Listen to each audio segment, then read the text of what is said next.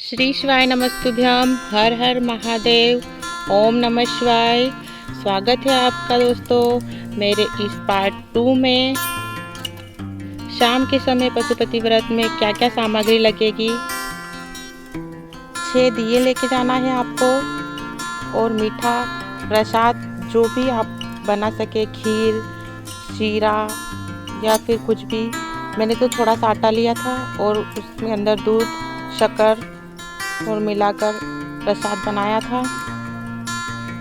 आपको जो भी अच्छा लगे, आप चाहे तो खीर भी मीठे में बना सकते हैं और दिए भी अगर आपकी इच्छा हो तो आप आटे के भी बना सकते हैं, पर मैं तो मिट्टी के ही दिए बनाती हूँ। 6 दिए लेना है, 1 लोटा जल लेना है। शाम के समय पूजन में 1 लोटा जल लेना है। मीठा प्रसाद इतना ही बनाएं जितना आप पा सके। प्रसाद में से आपको किसी को भी अपना प्रसाद नहीं देना है। तो फ्रेंड, आप तो देख सकते हैं आप हम किस तरह से पानी में भीगते भीगते जा रहे हैं। जिस दिन आपका व्रत होता है ना, उस दिन भोले बाबा भी आपकी परीक्षाएं जरूर लेते हैं और बहुत परीक्षाएं लेते हैं। तो हम आ गए थे मंदिर में उसी तरह आपको सुबह आपने अभिषेक कर लिया था। शाम के समय आपको बस कुछ नहीं करना है, आसन लेना है और आसन लेकर बैठना है। इधर उत्तर की दिशा में पशुपति व्रत करने से ऐसा कोई कार्य नहीं जो हो नहीं सकता। पशुपति व्रत करने में इतना बल होता है, ऐसा कोई कार्य नहीं जो सिद्ध नहीं हो सकता। पशुपतिनाथ कर नहीं सकते, हो नहीं सकता। पशुपति व्रत करने से हमें पशुपति अस्त्र का बल तो नहीं मिल सकता, पर पशुपति व्रत करने से हमारे कार्य में सिद्धि जरूर मिलती है।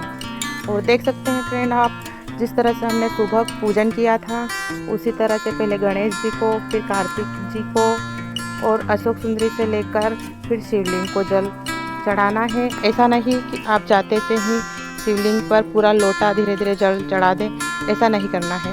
थोड़ा थोड़ा जल और धीरे धीरे बाबा को समर्पित करें।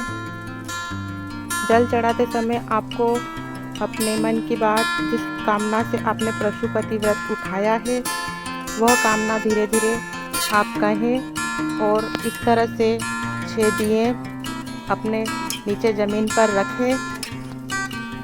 देख सकते हैं आप फ्रेंड, आप अपने थाली में से 6 दिए नीचे रखना है। ऐसा नहीं कि आपने 5 दिए नीचे रख दिए और 6ठा दिया थाली में रखा, ऐसा नहीं करना है।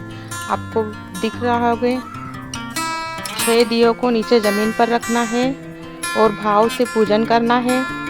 बाबा के सामने थोड़ा बाबा से दूर रखें, जिससे बाबा को चोटे ना, और अपने से भी थोड़ा दूर रखें। शिवलिंग की पिंडी से धीरे धीरे दियों को प्रज्वलित करें। और पहले व्रत हो आपका पशुपतिनाथ का, उसी दिन आप अपने मन की कामना, जिसलिए आपने व्रत को उठाया है, वो कामना आप भोले बाबा के सामने, पशुपतिनाथ के सामने कहें।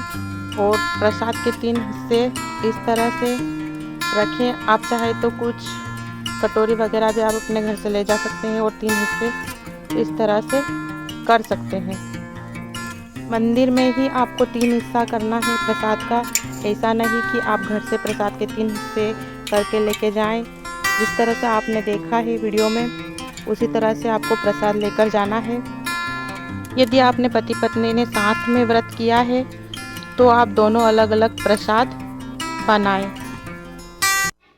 5 दिए जमीन पर जले हुए रहने दें। 6ठा दिया प्रज्वलित नहीं करना है, वो थाली में रखना है। और तीनों प्रसाद के हिस्सों में से 2 प्रसाद के हिस्से मंदिर में ही छोड़ना है और 1 प्रसाद का हिस्सा खुद के लिए, घर के लिए लेकर चलना है।